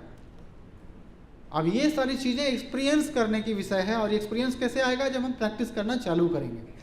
तो कम से कम हम रोज भागवत गीता का श्रवण करें, पढ़ें, भगवान का नाम का जप करें। इससे होगा क्या, नेहा अभिकरण नाशो अस्ति प्रीतिवायो न विधीयते सौप्य अल्पस्य धर्मस्य त्रायते महतो भयात। भगवत गीता में के माध्यम से कहते हैं ना कि भगवत धर्म तो साक्षात भगवत प्रणीतम, भगवान ने जो कहा वही धर्म है। कानून जो गवर्नमेंट कहती है, हम अपने हिसाब से कोई भी सेंटेंस को बना करके पूरे भारत पे लागू कर सकते हैं क्या, नहीं। प्रधानमंत्री मोदी साहब ने बोला 8 नवंबर 2016 को कि 500 का नोट और 1000 का नोट आज के बाद नहीं चलेगा, और लोगों ने माना भी। आज चल रहा है क्या, अब ये छोटी सी बात है, हम लोग भी सोच सकते थे, बोल सकते थे कि नहीं भाई हम अपने टोला मोहल्ला में नहीं चलाएंगे, लेकिन चलने वाला था। तो गवर्नमेंट जो कहती है वो नियम होती है। भगवान ने जो पृथ्वी बनाई है, हमारे लिए सारी सुविधाएं बनाई, तो उन्होंने जो कहा कि ये संसार कैसा है, दुखों से भरा हुआ है। वास्तविक में आप देखो, जो चीज़ आपका सुख का साधन है वही चीज़ आपका दुख का कारण भी है। जो चीज़ आपका सुख का कारण है वही चीज़ इस संसार में क्या है, दुख का कारण है। किसी के पास घर नहीं था, लोन लेकर के घर ले लिया, तो वो घर में रहता तो जरूर है, लेकिन लोन चुकाने में उसकी फट रही है, दुख का कारण हुआ कि नहीं हुआ। मोबाइल नहीं था, मोबाइल ले लिया, अब ये मोबाइल से आपके जीवन में इतने सारे गलत विचार और गलत भावनाओं का निर्माण हो रहा है, आप अपने साथ देखो कितना जस्टिफाइज कर पा रहे हो, ये दुख का कारण है कि नहीं है। लोग संडे और सैटरडे को निकलते हैं, चलो भाई हमें आज ऑफिस से छुट्टी मिल गई, अब हम क्या करेंगे, पार्टी। पार्टी मतलब दारू चाहिए, मांसाहार चाहिए, ये सारी चीजें चाहिए। अब तो कर तो लिया, करने के बाद आपस में लड़ाई झगड़े होने लगती है, घर में, परिवार में, हर जगह होने लगती है, मान प्रतिष्ठा भी खत्म होता है। दुख का कारण हुआ कि नहीं हुआ। गुस्से में आकर के आदमी किसी को मार सकता है, और मारने के बाद धराएं लग गई, फिर जेल चला गया, तो हुआ कि नहीं हुआ। तो सुख और दुख ये हमारे एक्शन पे डिपेंड करता है। तो हमें क्या करना है, अपने जीवन को आध्यात्मिक उन्नति, आध्यात्मिक प्लेटफॉर्म पे ग्रो करना है। और ये बड़ा सरल है, क्योंकि कलयुग में सब क्या है, कलोतद हरि कीर्तनाथ। कलयुग में सिर्फ और सिर्फ हरि कथा करना चाहिए, श्रवण करना चाहिए। घर में रहते हैं, नहीं आप पाते हैं, फिर भी आप पढ़ते रहिए, सुनते रहिए, कीर्तन लगा दीजिए। हरे कृष्ण महामंत्र का भी आप लोगों ने कीर्तन किया बहुत अच्छे तरीके से, कैसा लगा आप लोगों को? कोई बॉलीवुड गाने का इतना देर कोई कीर्तन कर सकता है क्या? नहीं। आप अपना देखो, अपना नाम आदमी को प्यारा होता है, अपना नाम ले लो और माला पे जप करो। क्या नाम है आपका? ओम। आपका क्या नाम है? संकेत। संकेत। अब संकेत संकेत संकेत संकेत कर पाओगे आप? नहीं हो पाएगा, भले हमें कितना ही प्यारा क्यों ना नाम। पिताजी से हम बहुत प्रेम करते हैं, पिताजी का जो भी नाम है, अगर वो भगवान से रिलेटेड नहीं है, जैसे आपका नाम भगवान से रिलेटेड है, यू कैन डू, क्योंकि वो स्पिरिचुअल वाइब्रेशन है। स्पिरिचुअल ध्वनि में और भौतिक ध्वनि में अंतर होता है। ये जो हरे कृष्ण महामंत्र है, ये डायरेक्ट कहाँ से आया है? जहाँ से हम आए हैं, स्पिरिचुअल वर्ल्ड से। इसलिए इसको जितनी बार भी रटा जाए, जितनी बार भी जप किया जाए, हमेशा नयापन, नवीन ऊर्जा हमारे अंदर में प्रभावित करती है। और भगवान का नाम से हमारा आत्मबल बढ़ता है। आत्मबल जिसको बोलते हैं ना कि आत्मविश्वास। आज जो कॉन्फिडेंस की कमी है हमारे समाज में, लोगों के जीवन में, हमारे जीवन में, हम जो चाहते हैं, जो श्रवण करना चाहते हैं, जो परिवर्तन लाना चाहते हैं, हम उसका हिस्सा नहीं बन पाते। क्यों नहीं बन पाते? क्योंकि आत्मबल की कमी है। हमारे भारत में आज भी दहेज प्रथा एक बहुत बड़ी अभिशाप है। लोग शादियां जरूर करते हैं, शादियां मतलब क्या होता है? दो परिवार, दो आत्माओं का मिलन होना चाहिए, और ये स्वेच्छा से होना चाहिए, जो वैदिक पद्धति कहती है। उसमें कोई फोर्स नहीं होना चाहिए, उसमें कोई बिजनेस व्यापार नहीं होना चाहिए। आज एक पिता से पूछो जिसके घर में जवान बेटियां हैं, उनके शादी करने के लिए उनको कितनी बड़ी कीमत चुकानी पड़ती है। उसके बाद भी, क्योंकि बुनियाद रिश्तों का गलत आधार पे खड़ा हुआ तो आजीवन वो दुख का कारण बना रहता है। जब भी ससुराल से सुनने को मिलता है तो बुरा ही मिलता है, क्योंकि छोटी मानसिकता, जो पैसे को लेकर के अपने बेटे को बेच करके शादी कराया है, तो वो तो अच्छा बर्ताव करेगा, इसका क्या गारंटी है? करेगा क्या? नहीं। राइट? आप लोग भी कल के डेट में एक युवा बनेंगे, इतना सामर्थ्य आप में जरूर होना चाहिए, शादी करने के बाद दहेज लेके शादी मत करो, अपने दम पे शादी करो। अरे एक पत्नी जब आती है हमारे जीवन में तो कितना खाती हो आप? 2 वक्त 2 प्लेट का खाना खाओगे, उनके लिए भी 2 प्लेट का खाना लगेगा। आप 6 फीट बेड में सो जाओगे, उनके भी 6 बेड का जगह हो सकता है आपके घर में। ज़्यादा विशेष अंतर नहीं होता। It's all about thinking. लड़का दूल्हा बनकर बैठा रहता है। कितना प्राइस है बउआ? 16 लाख। हम इसी साल बिके हैं, हमारा हो गया है, ऐसा लोग बोलता है। दूल्हा बन के घूमता है, एक तौलिया ले लिया, टॉवल, दूल्हा बन गया हुआ। अरे उल्लू, जिंदगी अपना तो बर्बाद किया ही, आने वाले जीवन के लिए आप उदाहरण भी नहीं बन पाए। तो हमें अपनी संस्कृति में तभी गर्व होगा जब हम, आज जो हमें इम्पोज कर दिया गया है, जो चीज़ नहीं होना चाहिए वो जो होता है, उसके लिए हमें उदाहरण बनना है। उदाहरण बनना है। माता पिता सास ससुर प्रेम पूर्वक जो भी आपको दे उसको मान लीजिए, स्वीकार कर लीजिए। अरे पत्नी आपकी है, आपके वंश को आगे बढ़ाएगी वो। आप जैसा रखना चाहो दे विल एक्ट, वैसा रहेगी वो। तो इतना बड़ा चीज़ आपको मिल रहा है कोई, अब उसके लिए हम पैसा डिमांड करें, ये शोभा नहीं देता। राइट? ये शोभा नहीं देता। तो कैसा शादी होना चाहिए? म्यूचुअल अंडरस्टैंडिंग के साथ होना चाहिए। तो जब सबसे पहले आप आध्यात्मिक उन्नति जब करेंगे तो आपकी चेतना जब शुद्ध हो जाएगी, आप देख पाएंगे क्या अच्छा और क्या बुरा है। नहीं तो आजीवन हमेशा बुराई में फंसे रहोगे। आज जो हमारी मॉडर्न सिविलाइजेशन है वो क्या है? हॉग सिविलाइजेशन है। कोई चीज़ का भेद नहीं, ना खाने का भेद, ना पहनने ओढ़ने का भेद, ना मर्यादा। एक सुअर को आपने देखा है? हमेशा वो गंदगी में पड़ा रहता है। जहाँ स्टूल मिलेगा दिन भर उसकी चेतना में रहती है, स्टूल स्टूल स्टूल स्टूल, जहाँ भी मिला खा लिया। पत्नी, बच्चे, बेटी, कोई डिस्क्रिमिनेशन नहीं, जिसके साथ भी हुआ सेक्स कर लिया। आज हमारे समाज में ऐसे ही ये विडम्बना घट रही है। चाचा, भतीजा, भतीजी, भाई बहन, कजन्स, किसी का भी रिश्ता मर्यादा में नहीं रह रहा है। कोई भी कम्युनिटी रहे, चाहे वो सनातनी परिवार का हो, क्रिश्चियन का हो, सिख का हो, मुस्लिम्स का हो, acting on the same platform, hogs platform. काहे का मॉडर्न? जानवरों में डिस्क्रिमिनेशन नहीं है क्योंकि वो जानवर है, उनके पास बुद्धि नहीं है, उनमें सभ्यता संस्कृति का विकास संभव ही नहीं है। बट मनुष्य में तो संभव है। राइट है कि नहीं? तो हमें अपने जीवन में ठहराव लाना चाहिए, और ठहराव आती है सिंप्लिसिटी से। सिंप्लिसिटी कब आएगी? जब विद्या आती है जीवन में। विद्या क्या है? आध्यात्मिक विद्या। ये सिलेबस और कॉलेज में जो फंसते हैं वो जड़ विद्या है, वो विद्या नहीं है, राइट?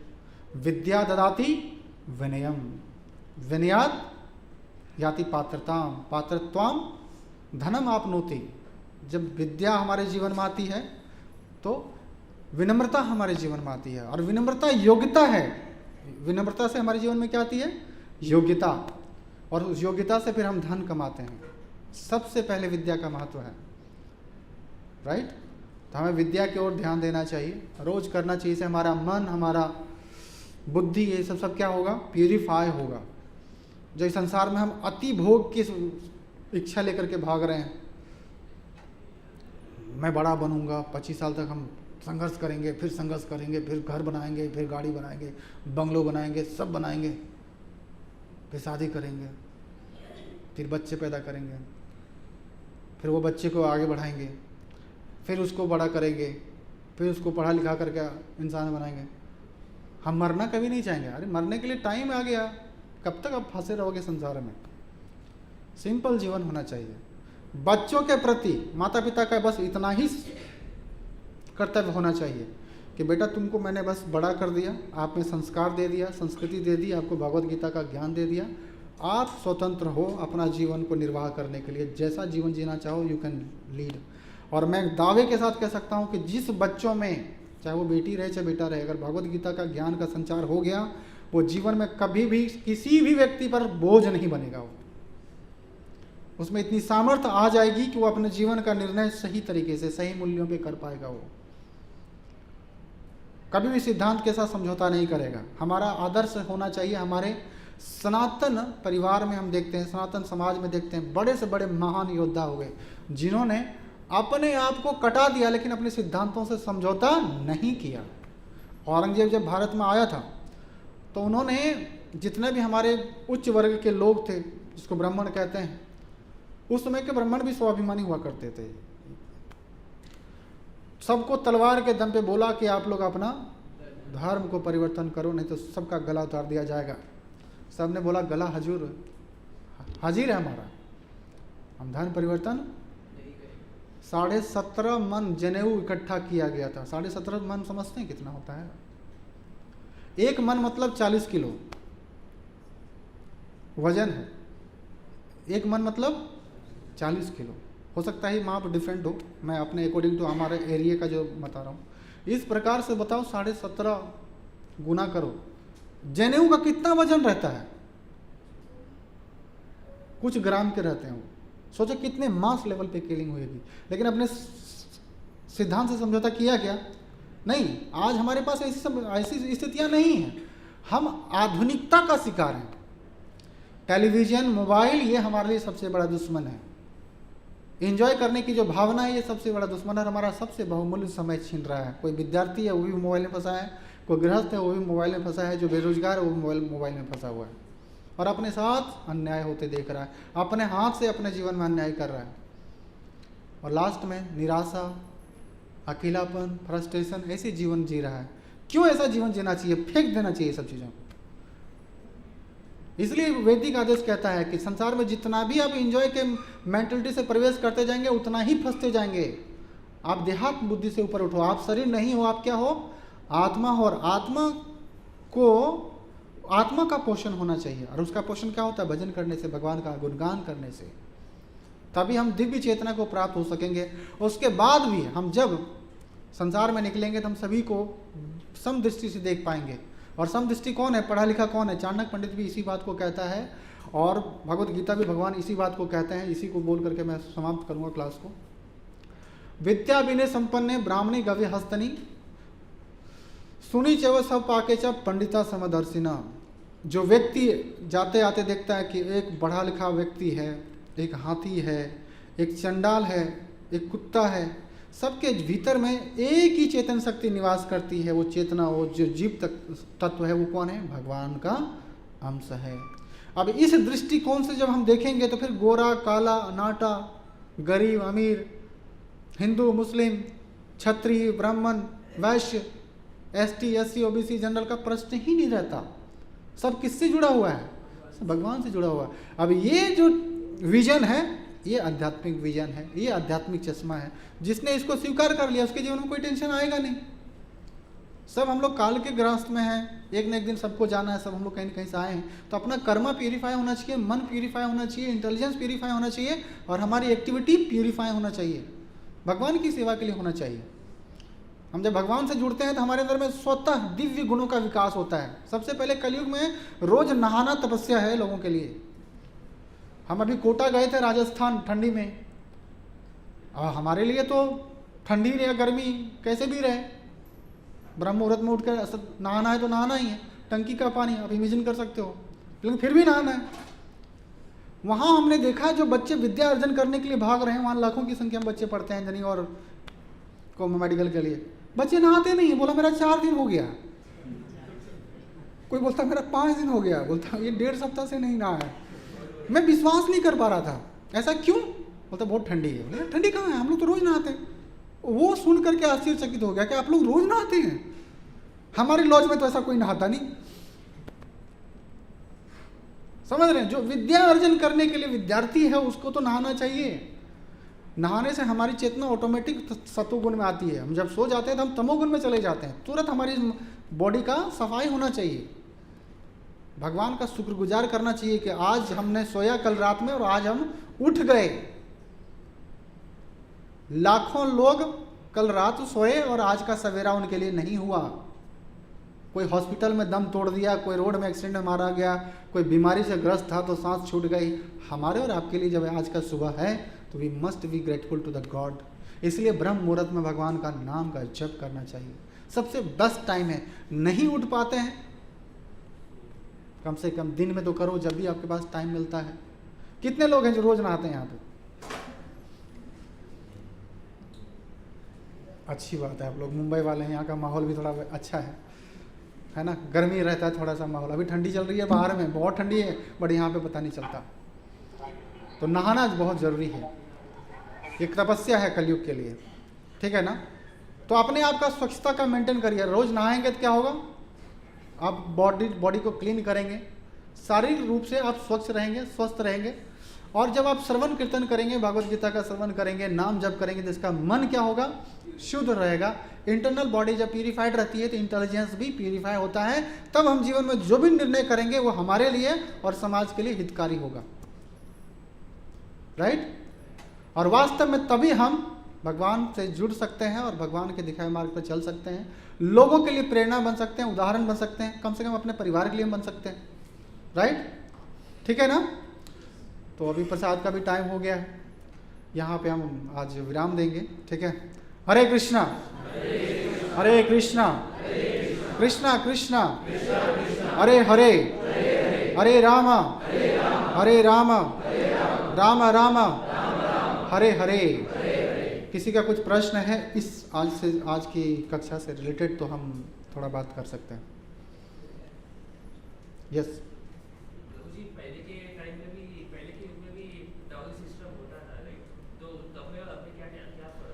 उस समय में लोग बहुत संपन्न हुआ करते थे और वो खुशी से हुआ करता था, मतलब अपने आप को प्राउड फील करते थे कि मेरी बेटी जा रही है, हम इतना लाड पाट से प्यार से पाल पोस के बड़ा किए हैं। इसको कोई प्रॉब्लम नहीं आना चाहिए, इसको ऐसा लगना नहीं चाहिए कि मेरे माता पिता ने हमको ऐसे ही छोड़ दिया, राइट। तो वहाँ से एक दी जाती थी, राइट। आज ऐसी स्थिति नहीं है, हर परिवार गरीब है, लोग खेती बाड़ी से दूर हट गए, राइट। खाली पैसे ही कोई धन समझते हैं लोग, नहीं, खेती बाड़ी बहुत बड़ा एसेट्स है। सालों साल जीवन भर हमारे पूर्वज लोग हमेशा उसी खेत से निर्वाह करते गए और आज भी निर्वाह करते जा रहे हैं। तो आज बाय फोर्स नहीं होना चाहिए, बाय फोर्स नहीं होना चाहिए, राइट। जो बाय फोर्स हो रहा है ये डॉरी सिस्टम गलत है। स्वेच्छा से एक व्यक्ति जब देगा तो कितना देगा, वो आंसू बहा के नहीं देगा ना, वो खुश होकर देगा। आज आंसू बहाने के लिए मजबूर नहीं करना चाहिए लोगों के लिए, हमने देखा है बहुत सारे परिवारों को, बहुत सारे ऐसे परिवारों के बच्चियां आज भी कुंवारी इसलिए है क्योंकि उसके पिताजी के पास धन नहीं है। और समाज में ऐसा है, अगर किसी तरह से शादी भी फिक्स हुआ तो नाना प्रकार का ऐप्स निकाल कर बताते हैं, अरे आप इनके घर में शादी करने आए हैं, देखिए इसका बेटी में तो यही खोट है, इसका बाप में तो ये सब खोट है, इसकी मम्मी में तो ये सब खोट है। अब इतना सारा खोट पढ़ करके लोग चले जाते हैं। इस कलयुग में ऐसा कोई परिवार नहीं है, ऐसा कोई समाज नहीं है और ऐसा कोई लोग नहीं है जिसके अंदर में खोट नहीं है। ये कलयुग दुर्गुणों का खान है। जितना भी आप दुर्गुण निकालना चाहें कम है, निकलते जाएगा निकलते जाएगा। साग सब्जी तरकारी देखो, दोष निकालो आप, अरे ये तो खाद से है, ये तो सड़ा हुआ है, ये तो गला हुआ है, इसमें तो ऐसी है, दिस है, कीड़ा लगा हुआ है, निकलते रहेगा वो। व्यक्ति में निकालो, कोई भी चीज़ों में निकालो, निकलते जाएगा, कम नहीं होगा। एक ही महान गुण है, वो क्या है? हरे नाम हरे नाम हरे नाम एवं केवलम कलौ नास्ते नास्तेव गतिर अन्यथा। कलयुग के प्रभाव को कम करना है तो जीवन में 4 चीज़ नहीं करना है और 4 चीज़ करना है। नो मांसाहार, मांस भक्षण नहीं होना चाहिए। नहीं मांस भक्षण करेंगे तो क्या होगा? हमारे हृदय में दया जीवंत रहेगी। आज लोगों के पास दया नहीं है। क्यों? छोटी छोटी गलतियों पे लोग बहुत बड़ा सजा देते हैं, बहुत जोर से पीटते हैं लोगों को। क्रूर हो गया हृदय, हार्ड हो गया। जब हम मांस भक्षण करते हैं तो हमारे हृदय से दया मर जाती है, हृदय हमारा कठोर हो जाता है। तो मांसाहार नहीं करना चाहिए। मनुष्य के लिए दया बहुत बड़ी चीज़, बहुत दिव्य वरदान है मनुष्य समाज के लिए। हम ही दया दिखा सकते हैं, जानवर दया थोड़ी दिखा सकता। नशापान नहीं करना चाहिए, इससे हमारे अंदर का तपस्या खत्म होता है, हमारा शरीर का चेतना गंदा हो जाता है। नशा नहीं होना चाहिए, ये कलयुग का प्रभाव है। तीसरा, एन कैन प्रकार खाली money money money money money, पैसा नहीं कमाना चाहिए। अगर गलत ढंग से पैसा कमाएंगे तो गलत ढंग से जाएगा भी। वो कैसे निकलेगा? शास्त्र बताते हैं, in the form of disease, in the form of quarrel, police case होगा, लफड़े होंगे, डॉक्टर का चक्कर लगेगा। बड़े से बड़े घरों को लोगों को देखो आप, खाली शर्ट पैंट पहना हुआ है, अंदर में उसका इतना बड़ा डाइटिशियन, डॉक्टर ने बोल दिया इतना दवा खाओ, खाना मत खाओ, दवा खाना है आपको, चेकअप कराते जाओ, डायलिसिस हो रहा है, हार्ट प्रॉब्लम है, डायबिटीज है, दिस है, दैट है, बहुत तरह का बीमारी। क्यों? गलत ढंग से अर्जन किया ना पैसा, और उसका चैरिटी में नहीं लगा रहे हैं। समाज के धर्म के कल्याण कार्य के लिए अगर जो धन होना चाहिए वो भगवान की सेवा के लिए होना चाहिए। आज हम देखते हैं इस्कॉन के मंदिरों के माध्यम से लोगों के लिए हम लोग मेडिसिन, कपड़े लत्ते, गरीब बच्चों के लिए किताबें, पुस्तकें और फूड निःशुल्क वितरण करते हैं। तो जो ऐसे मानसिकता के लोग हैं जो चाहते हैं कि हम भी समाज में भूखे प्यासे लोगों के लिए कुछ हम कर पाएँ, अगर वो नहीं कर पाते हैं तो दे कम टू टेम्पल, वो आते हैं, वो डोनेट करते हैं फूड फॉर लाइफ प्रोग्राम के लिए, विद्यादान के लिए। करते हैं कि नहीं करते हैं? तो हम लोग सामूहिक तौर पे कर पाते हैं। यही है चैरिटी, हम अपने हिस्से से कुछ हम लोगों की सेवा में लगाएं। राइट? और कोई प्रश्न?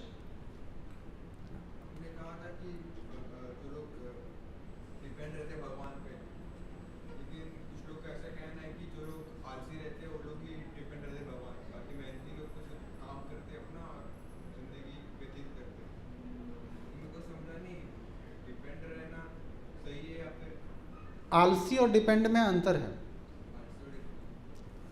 आलसी व्यक्ति ना अपने बारे में अच्छा करता है ना दूसरे के लिए अच्छा सोच सकता है। वो सोचता है एक होता है ना पाइथन, अजगर की तरह एक सांप होता है, वो बैठे बैठे सोचता है कि बस मेरे हाथ में मोबाइल रहे और उसमें इंटरनेट भरा रहे, और टाइम टू टाइम को नहाना भी नहीं है हमको। जब मेरा नींद खुलेगा दिन रात तब हम मूवी देखेंगे, नेटफ्लिक्स देखेंगे, और जब हमको सोने की इच्छा करेगा हम सो जाएंगे। यही उसका जीवन है, वो तमोगुण में है। राइट? शास्त्र बताते हैं डिपेंडेंट का मतलब होता है कृष्णा पे डिपेंड रहना। कृष्णा पे डिपेंड मतलब कृष्णा ने जो कहा है उसको फॉलो करना, दैट ही मीन्स डिपेंडेंसी। भगवान ने कहा है कि कभी भी आप तमोगुण में रहो, है ना? वो क्या कहते हैं?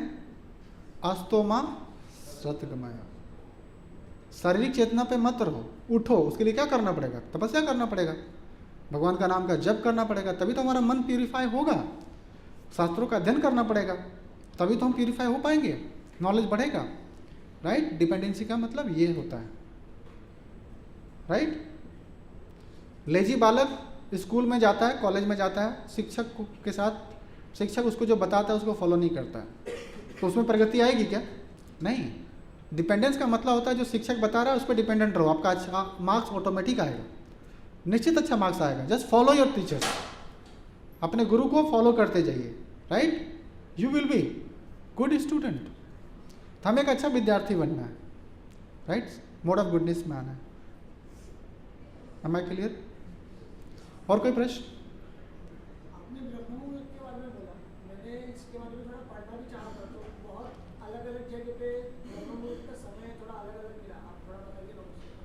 ओवरऑल इसको ऐसे समझ सकते हैं कि जब सूर्य उदय होने वाला होता है उससे 1.5 घंटा पहले, ऑलमोस्ट हमारे भारत में जो सूर्य उदय का समय होता है 5:30 या 6, 6:15, तो इसे 1.5 घंटा पहले, मतलब मान के चलिए 4 बजे, है ना, वो ब्रह्म मुहूर्त का समय होता है। उस समय में हमेशा स्पिरिचुअल एक्टिविटी में होना चाहिए। हमारे लिए जीने के लिए 2 घंटा ज़्यादा है। अगर हम 4 बजे रोज सुबह उठ रहे हैं तो ज़िंदगी जीने के लिए कितना है? 2-4 घंटा ज़्यादा है हमारे लिए। कोई 8 बजे उठ रहा है, उसके लिए दिन छोटा है, वो सोए में चला गया, राइट, ठीक है। और कोई किसी के कोई प्रश्न है?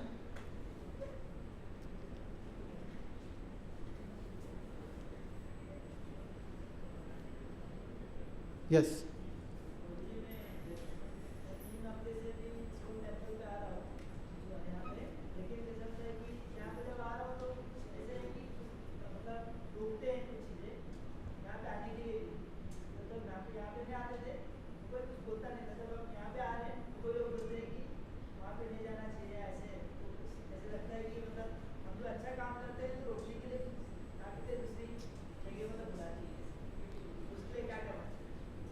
आप खुद निर्णय करो आपके लिए क्या अच्छा है। आप बियर बार जाओ, कोई नहीं रोकेगा। आप रोड पे तमाशा करो, कोई नहीं रोकेगा। विरोध उसी का होता है जब आप प्रगति करते हैं। हमारे समाज की मानसिकता हो गई केकड़े की चाल। एक बकेट में 100 केकड़ा डाल के रख दो, एक एक उठने का प्रयास करेगा, बाहर निकलने का प्रयास करेगा, दूसरा केकड़ा क्या करेगा उसको, और कोई नहीं निकल पाएगा वो। तो आज हमारी प्रगति इसलिए हो गई है कि हम केकड़े की चाल में हैं। नहीं, यहाँ पे आने में आपको जब देखते हैं कि यहाँ पे हमेशा क्या होता है, सतुगुण में लोग रहते हैं, सतुगुण माहौल है, स्वच्छता है, स्वच्छता मीन सतुगुण, चारों तरफ स्पिरिचुअल वाइब्रेशंस हैं, डेफिनेटली यू विल फील एक एनर्जी को महसूस आप करते होंगे। यही रोड के उस पार चले जाओ, आपको पता चलेगा वाइब्रेशंस कि बाहर में कितना तनाव का माहौल है, यहाँ कितना लाइटफुल हम लोग महसूस कर रहे हैं, है ना। क्राउड अंदर भी है और क्राउड बाहर भी है, लेकिन दोनों में अंतर है। बाहर में ज़्यादा भय है, क्यों? क्योंकि वो तमोगुनी क्राउड है, वो कभी भी अनकंट्रोल हो सकती है। गाने तुरंत दोनों तरफ बज रहे हैं, बाहर भी बजते हैं और अंदर भी बजते हैं। अंदर में क्या है, सतुगुनी वाइब्रेशंस है। तो यहाँ गाने में होता है भगवान का स्तुति होता है, हरे कृष्ण महामंत्र का कीर्तन होता है। तमोगुनी म्यूजिक कैसा है, उसमें कोई वर्ड्स नहीं होते हैं, खाली म्यूजिक डिगचिक डिगचिक चल रहा है। शादी में आप देखते हो ना आज के डेट में सब तमोगुण में हो रहा है। आज के गाने भी सब तमोगुण में बज रहे हैं, समझ में नहीं आता क्या बोल है, क्या चल रहा है, क्या गा रहा है, खाली म्यूजिक, हल्ला, शोर शराबा, सब तमोगुण। तो हमें तमोगुण में नहीं रहना चाहिए, हमें रजोगुण में भी नहीं रहना चाहिए, हमें सतोगुण में रहना चाहिए। तब हम एक्सपीरियंस कर पाएंगे थोड़ा मोड़ा खुशियों को, हैप्पीनेस को, राइट, ठीक है। आते रहिए टेम्पल, सीखते रहिए।